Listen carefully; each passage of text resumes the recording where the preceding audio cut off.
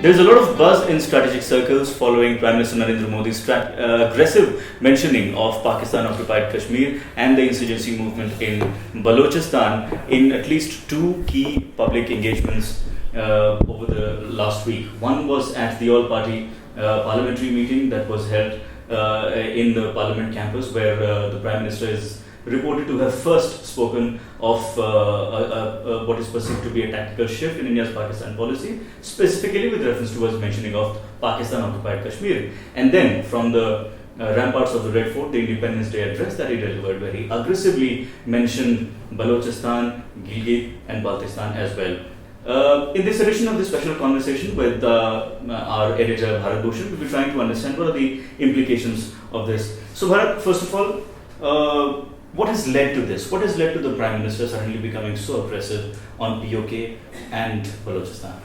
I think this represents a complete loss of faith in Nawaz Sharif. Because earlier we were talking of the chemistry that existed between Prime Minister Narendra Modi and Prime Minister Nawaz Sharif, and how this would lead to a thaw and maybe an improvement in ties between India and Pakistan. However, if you look at the statements of Prime Minister Nawaz Sharif over the last month or so, they've been very aggressive. For example, he said that he's waiting for the accession of Kashmir to Pakistan. July 19th, which is celebrated as Pakistan Accession Day, was celebrated as Black Day. He cancelled his address to the nation because of Kashmir issues. And he accused India of human rights violations in Kashmir. He told his diplomats to go become aggressive on their statements about Kashmir. You would remember the High Commissioner in India, Abdul Basit, actually said that Pakistan was dedicating its Independence Day to the separatist movement in Kashmir. So this kind of aggression could no longer be justified in terms of older arguments, which were that, oh, Nawaz Sharif has to say all this to cover his flanks, he's under pressure from the army, he's under pressure from X, Y and Z, but that's no longer the case. So it's a complete breakdown of trust between the two prime ministers and between India and Pakistan. Alright. So, what implications will it have? I mean, of course, it will have implications on many fronts. First of all, to begin with, India-Pakistan relations. I think India-Pakistan relations have now entered uncharted territory. I think there will be a tremendous amount of instability in the relationship henceforth.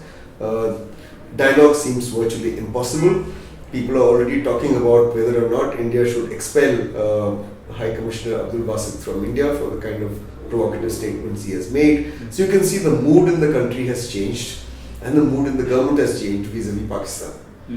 But last week we also saw a very interesting statement from Jitendra Singh, who is an MP, a BJP MP from Jammu and Kashmir and is also Minister of State in the Prime Minister's office. He said, "Tiranga fehrayenge PoK mein tiranga le jana hai, the Tiranga Yatra." Is this also a part of the aggressive strategy that the government of India appears to have adopted? Absolutely. PoK was always on the agenda. There is a parliament resolution which says that entire Kashmir belongs to India. That means the Indian Jammu and Kashmir, the state of Jammu and Kashmir as it exists today, plus what is called Azad Kashmir in Pakistan, and in addition to that, Gilgit and Baltistan, all of which were part of the princely state of Jammu and Kashmir before 1947. However, no government went aggressive on this, in the sense that this was like a reiteration of a slogan, saying that entire Kashmir belongs to us. And the only thing to be negotiated with Pakistan is the return of PoK. However, what has happened this time is not what Jitendra Singh said. That's still rhetorical. It's what the Prime Minister said in the all-party meeting. He's reported to have said that he's instructing Foreign Ministry to get in touch with expats from Pakistan-occupied Kashmir in various parts of the world to gather information from them on the pitiable conditions in the region and let the global community know about it. Now, this kind of aggression, where you're telling your missions abroad to establish contact with the citizens of PoK, figure out what the problems of PoK are, and tell the world that the condition of PoK are much worse than the conditions that a lot of people think exist in Kashmir.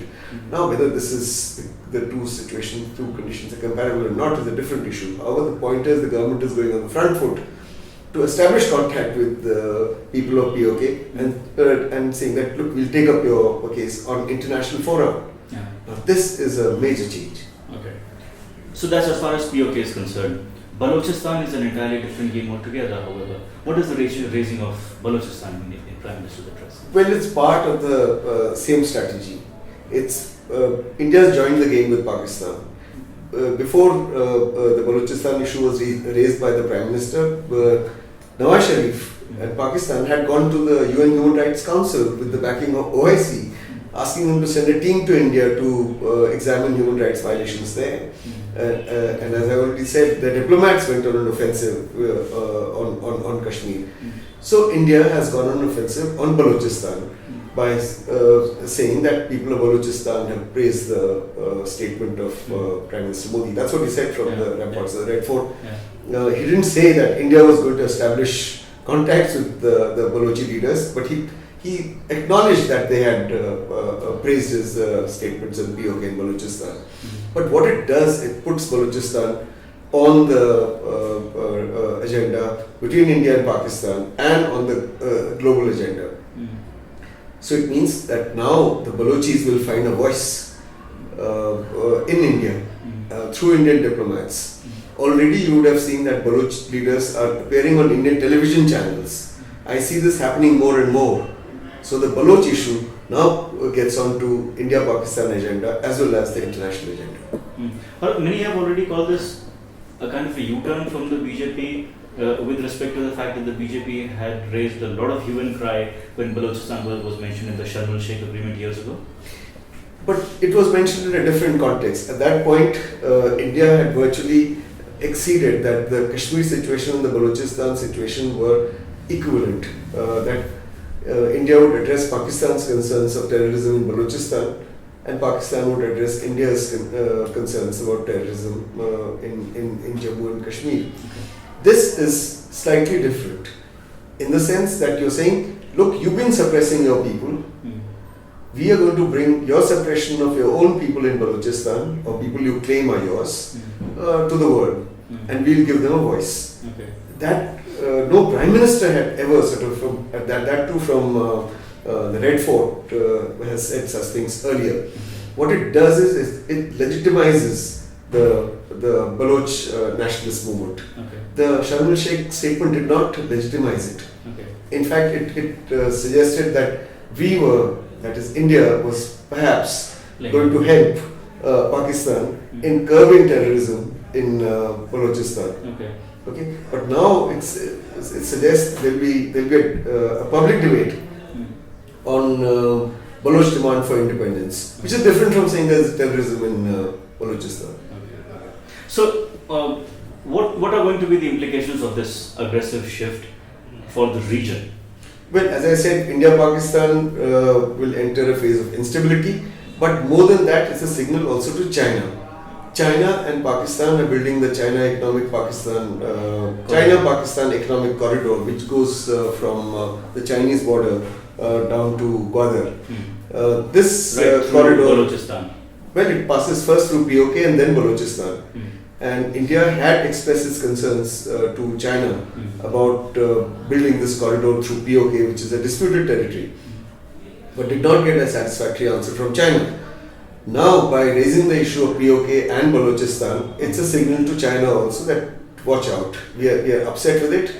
And if there is a movement, let's say in PoK, it may be difficult for them to build that corridor. And there's already insurgency and an independence movement raging in Balochistan. So the Balochistan part of the economic corridor is also in doubt, because Gwadar, after all, is a port in Balochistan. But do you think this is a considered strategy, sending an aggressive message to two key neighbors, and China also being principally among them? I think so. I think it's a considered strategy, and this strategy comes from Pakistan taking the risk of spoiling ties with India by going hammer and tongs on Kashmir, by declaring Burhan Wani. After all, he had picked up the gun, a martyr. So Pakistan went aggressive first. India has responded with certain kind of aggressiveness now, which it had never done earlier. It wasn't as if India was incapable of doing it, but it chose not to escalate matters. Now it has chosen to do so. Do you foresee some kind of a backlash from China? I don't see a backlash from China, but China will certainly take a note of the shift in Indian position. Will it impact the SARC? Absolutely. Mr. Rajnath Singh's visit to Pakistan for SARC Home Ministers meeting was a bit of a disaster. You saw how the Pakistanis dealt with him. This month we'll have the Finance Ministers meeting in Islamabad. It remains to be seen whether the Indian Finance Minister goes. If the Indian Finance Minister goes, then Prime Minister Modi would be sending mixed signals about his own visit in November to the SARC summit. He may not want to send any mixed signals. So I don't even know whether Arun Jaitley, the Finance Minister, will go to Pakistan. As far as Prime Minister Modi's visit to Pakistan in November is concerned for the 19th SARC summit, I think that remains in doubt. Because if he doesn't go, he'll be criticized for bringing bilateral issues to bear on regional issues. The SARC Charter does not allow you to raise bilateral issues in the SARC summit. But if he goes, it will create greater confusion. Because if he goes, there will be pressure both from some people back home as well as international community, especially the United States, to say on the sidelines of SARC, you must have meetings with Nawaz Sharif and put in place a sort of positive sounding dialogue structure. But that dialogue structure is not going to lead anywhere. So would Modi want to take the risk? If he goes to Pakistan, what will the opposition in India say? They'll say, look, this guy, he doesn't mean anything. He doesn't deliver anything. Balochistan was also a jumla. That's the kind of criticism he'll face. So it will be a very difficult choice for him. I suspect he will not go. If India does not participate, the SARC summit does not take place. A diplomatic face saver would be if India requests postponement of the SARC summit. This has happened in the past, and this SARC summit could also be postponed. So will it be fair to say that now, with this tactical shift, India cannot retreat from the path that has now adopted vis-a-vis Pakistan policy? Not at all. It's a game, as I said. You've joined the game, and let's see who plays it better. If India plays it better, Pakistan might retreat. And at that point, dialogue may be possible. After all, there aren't 100 solutions possible for Kashmir. This could possibly only one solution for Kashmir.